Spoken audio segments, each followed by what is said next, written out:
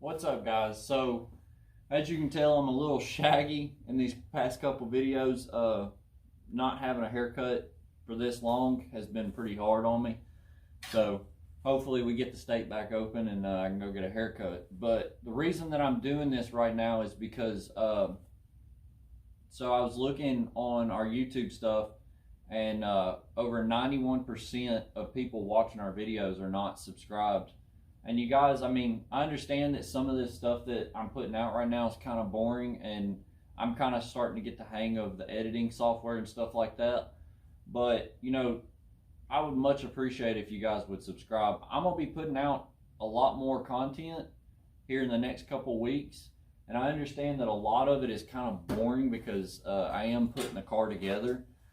And I understand that that is, you know, time consuming, and it's not the funnest thing to watch, but I know some of you guys actually like to see it because I am doing some of the Holley upgrades, and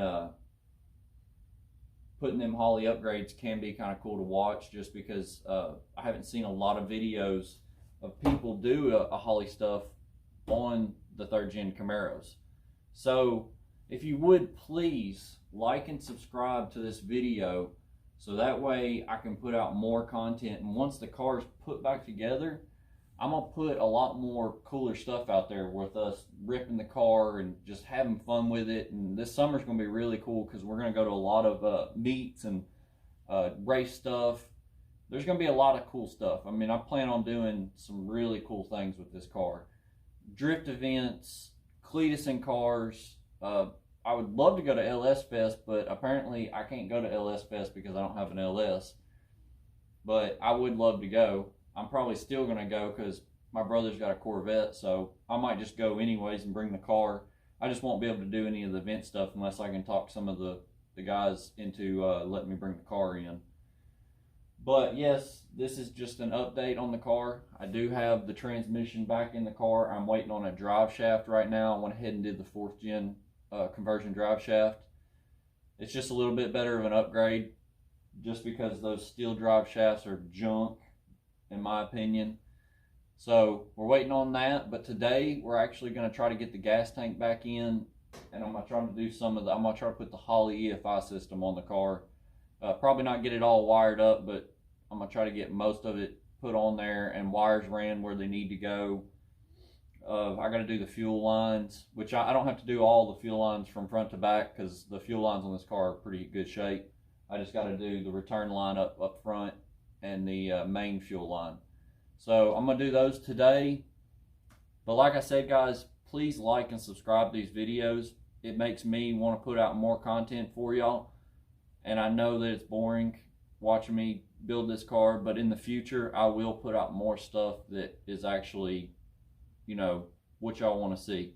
And if y'all want to see something special that I'm doing, just let me know in the comments, or tell me something y'all want to see in the comments. Like if y'all want to see something on Dad's car, just let us know. We much appreciate it. Just hit the subscribe and the notification bell. Appreciate it, guys.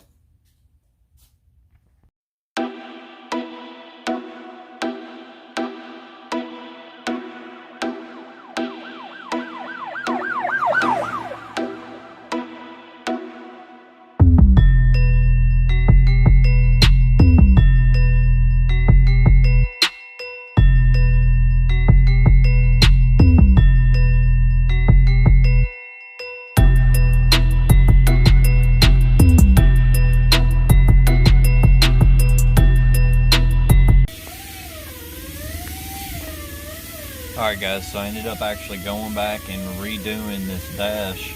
Wasn't quite happy with it, but this one I'm very pleased with. As you can tell, I got it a whole lot closer. It's actually flush where it's supposed to be. We're just waiting on a piece of carbon fiber to actually cut out of this. I actually might have to trim up a little bit right here, just because there's actually red lights right here. And it is a touch crooked. I can't really figure out why one side's tilted versus the other side.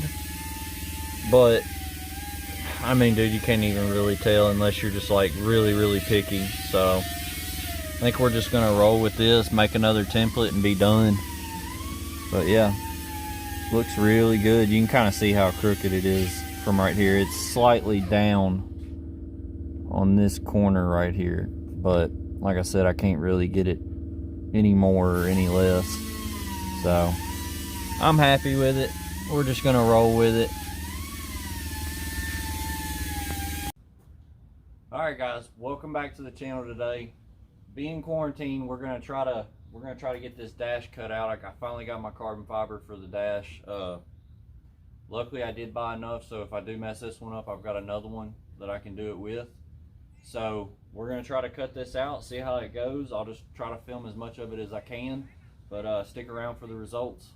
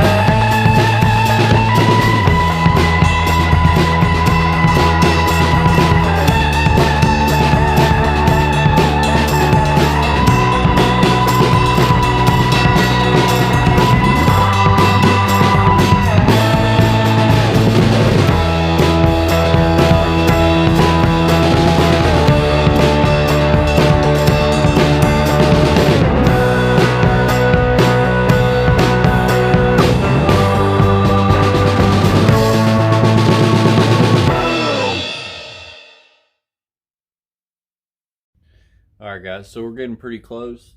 I want to show you the final results on the carbon fiber piece that we ended up making. Ended up taking the rubber off of the cluster to kind of close this gap, make it a little bit better. It actually come out of right here. It was where this kind of sealed off. But I was going to put some rivets in it, but I just decided to super glue it. It should hold. I'm waiting on the super glue to dry right now. But yeah, that's the piece. Maybe I should be hitting up Holley and saying if they want the template for this thing to start making dashes for third gens. I didn't reach out to Holley to see if they did make a dash for this, but all the research that I did on it pretty much they didn't make a dash for this, so I ended up having to make my own, and I'm very happy with it.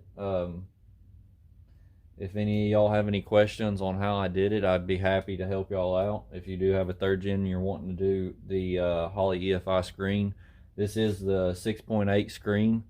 It's not the 12.5. There's no way you're going to fit the 12 in this gauge cluster.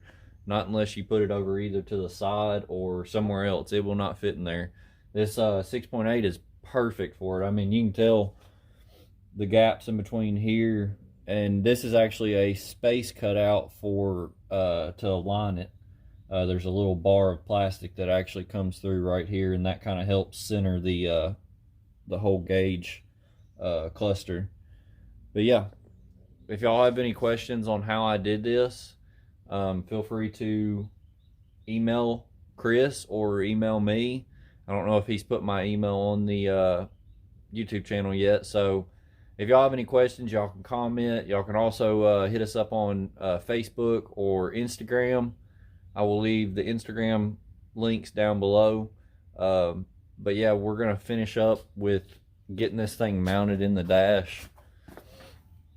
What I'm going to do is I'm pretty much just going to run all the wires and plug it in so I can put the dash back up in there and not have to worry about it. And then I've got my GPS speedometer right there. Yeah, we're just going to go ahead and run all this because, I mean, the red, white, and black are just power for the unit. And then, of course, this is the can plug. Yeah. I don't want it to fall through. But yeah, this is just the can plug for your Holley EFI system, whether it be a sniper or what other kinds they've got. But yeah, so we're gonna get this all mounted up in there, and I'll try to get some footage of me putting it up in there, but as of right now, it's just I'm waiting on it to dry, so stick around. All right, guys, pretty much gonna end the day there. It's pretty late at night and time for me to end it. But before I go, just really want to talk about the clutch combination that I ended up going with for this car. We ended up going with a McLeod clutch system. This is their Super Street Pro. Reason I went with this clutch over Center Force, my dad actually went with Center Force in the Chevelle, and I was going to go with Center Force, but they were a little bit more money, really, but I really wasn't worried about money, but I've heard a lot of good stuff about these clutches, and they're supposed to be pretty good clutches. I mean, this one's rated for 500 horsepower, and that should be plenty for this motor. But yeah, we went ahead and got the flywheel, clutch, pressure plate, throttle bearing, and pretty much got the whole kit. So just to go over a little bit,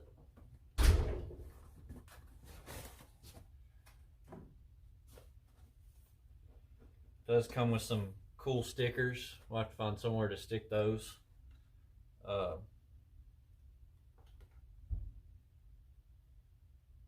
I like that. That's pretty cool.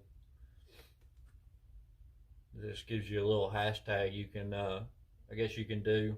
I'll leave links and stuff below when I do this video. I don't know when this video will actually come out, but Chris, I think, still got one more video from the weekend when we actually pulled this motor out. He still got the video for that. So a lot of these videos are going to be kind of behind on time limit wise, because Chris had done those 3 videos that weekend he was down here. So it pretty much allowed us to make our videos in advance for y'all, so y'all can have content every week instead of me having to, you know, put out a video and edit it and try to get it out as fast as possible. I can spend a little bit more time and just doing the editing on the video and kind of giving y'all some more content on what we're doing with the car. We did finish up the dash and stuff like that. Not completely finished. Tomorrow I'm gonna get out here and actually run all the wiring for it. Probably not do all the wiring, but just get the can plug going through the firewall where I want it. because it does have to go up to the carburetor. And then it's got a couple sensors and stuff like that I've got to figure out. Probably go with Holley sensors. It does say in the paperwork that the Holley sensors do work better with the system. You can use some of the like O'Reilly's brand sensors, like oil pressure, coolant, and stuff like that. But yeah, so this is the McLeod. I always get that wrong. I thought it was McLeod, but it's McLeod. McLeod clutch system. I have to say, this thing's freaking nice. There's your throwout bearing.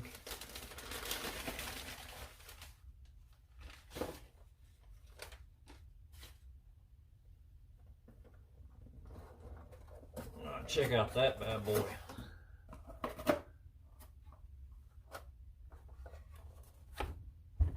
But yeah, I'm super excited to see how this clutch reacts. It does have a break-in period. I was reading over the paperwork, just kind of trying to figure out what I got to do. It pretty much just has the normal break-in period, 450 to 500 miles of street stop and go break-in. So just pretty much once we get the motor and everything in, there won't be any like burnout videos straight off the bat, but once we get some miles on this clutch and get it really broke in, we're definitely going to stretch the legs on this 355 cubic inch small block. And then hopefully later on, maybe go for some nitrous. I did say I wanted to run nitrous, and I thought about going with a little bit better clutch for a little bit more power. But from what I've heard from everybody, I mean, this thing's rated for 500, but you know, I've heard people, you know, running a little bit more than 500 on these clutches. So I mean, if we do end up going that route, I know this clutch will do what it needs to pretty much. So if we do end up going nitrous, or you know, whatever power adder we plan on going with the small block. But for right now, for at least the first year of just breaking in the engine and everything, we're probably just gonna run straight motor, no nitrous or anything. But here's the clutch. It's actually a pretty cool design they got on this clutch. Got some little pads right here. It almost kind of reminds me of the Center Force. They got a like a dual friction clutch. That was actually one of the clutches I was looking at, was the dual friction clutch from Center Force. And then I had thought about going twin disc because, you know, the power and stuff like that I was planning on running in this thing. It was just a little bit out of my price range for right now, considering everything that I've had to spend on getting this thing running. Plus, I do plan on getting suspension, and as y'all know, suspension for these cars are not cheap. So that'll be at a much later date. Right now, we're just going to get the engine running. I still have to, I do have to call McLeod back, because I guess when they were shipping this, UPS got a little bit heavy on dropping this thing. Luckily, the clutch was not damaged, or the flywheel or anything like that, but the actual tool, alignment tool, is cracked. I don't know if y'all can see that. Let's see if I can get it in the camera, but you can see all the teeth are chewed up on it. So I'm gonna call them up and see if they can send me a new one of these. I've got one like this, but it's a little bit shorter than this, and I don't know if that has anything to do with this clutch setup or something like that. So I'm just going to get them to send me a new one anyways, because, I mean, that's what you get when you get these kits. You do get one of these tools, and you can, these things are like 10 millimeters. You lose them, you break them, the teeth get messed up on them. So I'm going to get them to send me a new one just so I have one. And then we went ahead and got the McLeod flywheel for this thing, because I didn't realize this at the time when I was looking at clutches, until a buddy of mine kind of helped me out, plus the engine builder guy that built this engine. The engine that was originally in this car was an external balanced crank. So therefore, the flywheel and stuff like that was made for an external balance. With this motor, we went internally balanced from scat crank, and that changed a bunch of stuff. So I'm glad I didn't end up going with using the flywheel that I had, because it wouldn't have worked with this engine being internally balanced. So I just went ahead and ordered the McLeod flywheel for this thing. And it's actually, I think it's actually lighter. It's their premium brand flywheel. I mean, weight wise, it feels super light. It is a forged steel, so it feels a lot lighter than the other one. I don't know exact weight on this thing. It'd be cool if I had like something I could weigh these and kind of give you a comparison to a factory clutch versus the McLeod. But anyways, this is what we got for next couple videos. Like I said, our videos are going to be kind of behind because Chris did the 3 videos, well, you know, the ones that we did, and he's got the one where we're actually pulling the engine out. So he's doing all the editing on that. So once he's done with that, I will pretty much be putting out all the videos that I've been making for the past, I think it's been 2 weeks now. I've been making videos, just doing, you know, cleaning up the engine bay, the dash. Originally, I was going to try to leave the original cluster in it and just mount the Holley dash in there. What I ended up doing instead was I needed more room because of the way the columns are on these, the 6.8 Holley dash, which I'm glad I didn't go with the 12. I think it's a 12.5. If I'd went with it, I probably would have had trouble mounting it in the factory gauge cluster just because of how tight the gauge cluster is. So I pulled the original gauge cluster out. I'm just going to keep it, and that way if I ever do decide to sell the car or whatever happens to the car, I've got the original gauge cluster with the original miles. I'm going to write them down, and I think the Holley system keeps track of miles, so I just have to add on, which, I mean, this motor's brand new going in this car, so it's pretty much going to be getting a whole new life to it, minus like the drivetrain and stuff like that. The transmission will be original, but that way I know the mileage on the transmission and the other stuff. But like I said, so far we're moving along pretty good. I'm a little behind schedule. The whole thing going on right now in the world with the coronavirus, which is a very serious thing, guys. I mean, I'm here in Nashville, and we've got quite a few people that have contracted the virus. So my heart goes out to everybody out there. It's a really hard thing. Hopefully they don't quarantine us, and well, if they do, I'll be able to get more done. But it's still, I hope it all passes by, and you know, everybody's okay. I know a lot of stuff's going on. But yeah, we're pretty much just going to end the video there. I will start another video. This will be the end of pretty much the dash and a couple other things. I did do some motor mounts and stuff like that. So this will be all that pretty much joined together. And then I've got another video that's all the engine bay and cleaning up. And I've got some stuff to finish up on it. I'll probably do it a later time. So yeah, stick around, guys. We're definitely going to be doing a lot more stuff on the channel with my car. As y'all know, if y'all have watched the video where we kind of sat down and talked about where we were going with the channel. It's been tough with Chris not being here, so just bear with me, guys. Like I said, the editing's new for me. It's something that I'm just now starting to learn. Hopefully Chris can kind of teach me some stuff and help me out with that. But it's going pretty smooth so far. And if you guys like the videos, subscribe, hit the bell notification, you know, like and subscribe as many times as you can, and definitely comment if I mess up on something, or if I mispronounce something, or if I'm not doing something right. I mean, comment below. I don't mind it.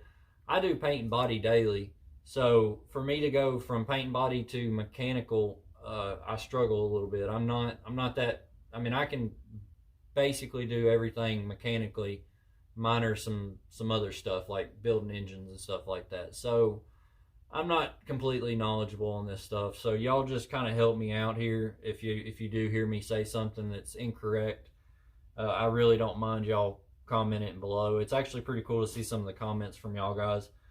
But yeah, we're gonna end it here. I hope y'all have a good weekend. Stay healthy. Don't go buy all the toilet paper. Other people need it. But other than that, guys, peace out.